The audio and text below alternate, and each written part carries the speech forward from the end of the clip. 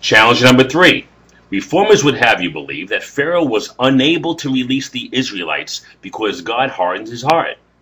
But this is not true, since Pharaoh temporarily agreed to let the people go twice in Exodus 8, after God hardened his heart. The two references are found in Exodus chapter 8, verses 8 through 13, and then Exodus chapter 8, verses 25 through 31. Okay, so part 2 of challenge number 3. Start reading on 8:16. It says, Then the Lord said to Moses, Say to Aaron, Stretch out your staff and strike the dust of the earth, so that it may become gnats in all the land of Egypt. And they did so. Aaron stretched out his hand with his staff, and struck the dust of the earth, and there were gnats on man and beast. All the dust of the earth became gnats in the land of Egypt. The magicians tried by their secret arts to produce gnats, but they could not. So there were gnats on man and beast. And then the magician said to Pharaoh, This is the finger of God. But Pharaoh's heart was hardened, and he would not listen to them, as the Lord had said. So here the magicians finally, at least in the narrative up to this point, they've seemed like worthy opponents, being able to mimic the plagues, of course never able to take them away. But here at this point they're just completely stupefied, and they finally realize, Pharaoh, this is beyond us. We've encountered a god here, big thing, and that doesn't please Pharaoh, that his magicians can't keep up. So his heart is hardened, and he would not listen to them, as the Lord had said. So here we go. Then the Lord said to Moses, Rise up early in the morning, and present yourself to Pharaoh as he goes out to the water, and say to him, Thus says the Lord, Let my people go, that they may serve me. Or else, if you will not let my people go, behold, I will send swarms of flies on you and your servants and your people, and onto your houses, and the houses of the Egyptians shall be filled with swarms of flies, and also the ground on which they stand. But on that day I will set apart the land of Goshen, where my people dwell, so that no swarms of flies shall be there, that you may know that I am the Lord in the midst of the earth. Thus I will put a division between my people and your people. Tomorrow this sign shall happen. And the Lord did so, and there came great swarms of flies into the house of Pharaoh, and into his servant's house. Throughout all the land of Egypt the land was ruined by the swarms of flies. And then Pharaoh called Moses and Aaron and said, Go, sacrifice to your God, within the land. So notice what Pharaoh's doing here. He's not agreeing to God's initial terms. He says, do it within the land. But Moses said, It would not be right to do so, for the offerings we shall sacrifice to the Lord our God are an abomination to the Egyptians. If we sacrifice offerings abominable to the Egyptians before their eyes, will they not stone us? We must go 3 days' journey into the wilderness and sacrifice to the Lord our God as he tells us. And so initially, let me read a couple of things here, but notice again, we see Pharaoh saying, go ahead and go, but do it within the land.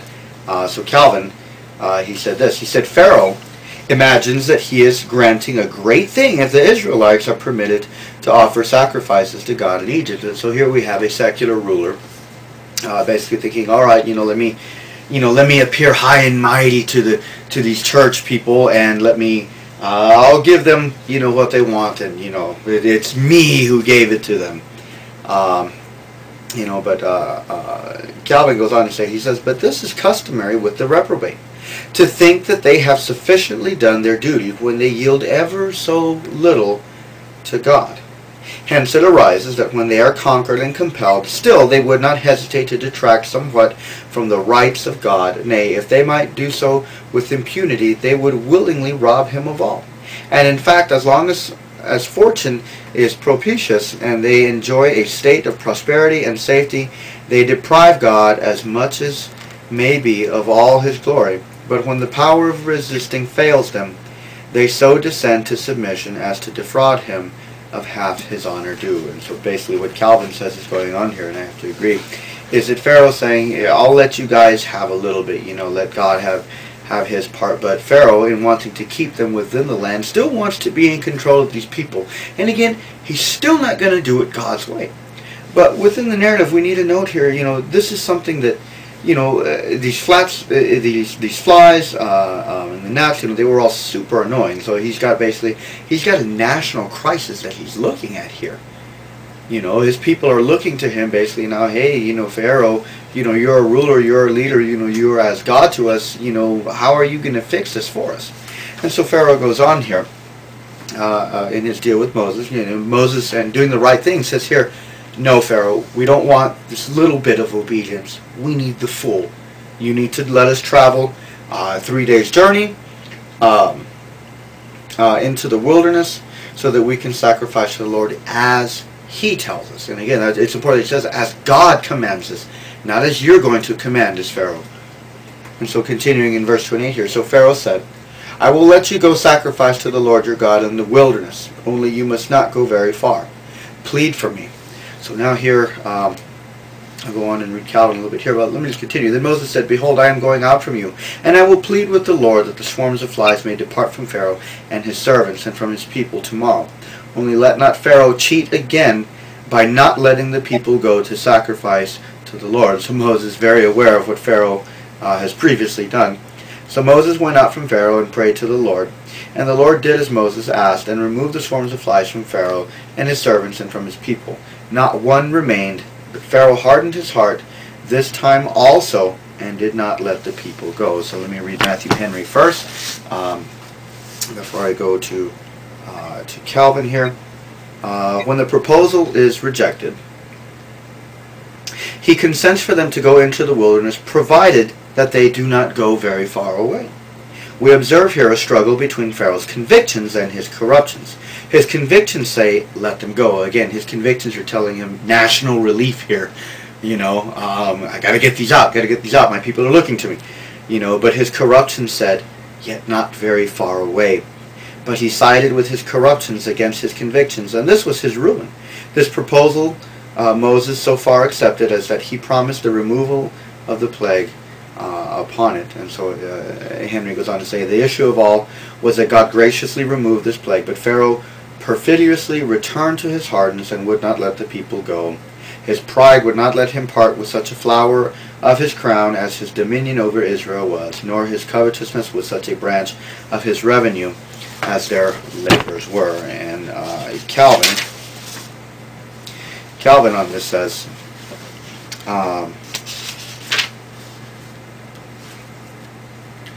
when he sees that his delays and shifts avail him nothing, that is, he's trying to plead and trying to get Moses down, he professes entire obedience. He says, fine, let's do it your way.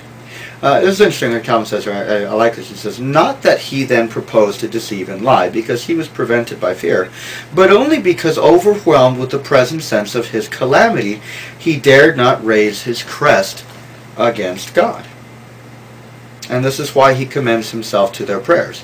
For necessity urged him to implore God's pardon and peace, although it may have been that he desired craftily to engage their affection to himself under the pretext of religion. For by this anxious precaution for himself he betrays his want of confidence. Finally, by requesting their prayers, he, as it were, throws out a rope by which he may draw them back to himself when the sacrifice is over. And so Pharaoh, even though he says, in giving in to national calamity and, looking for a relief for his people, says, fine, go do your thing. But, you notice again, when the calamity is gone, Pharaoh's convictions leave as well, and he's back to his pride. And it says here, but Pharaoh hardened his heart this time also, and he did not let the people go. So again, Pharaoh was not submitting to God here because he wanted to obey God.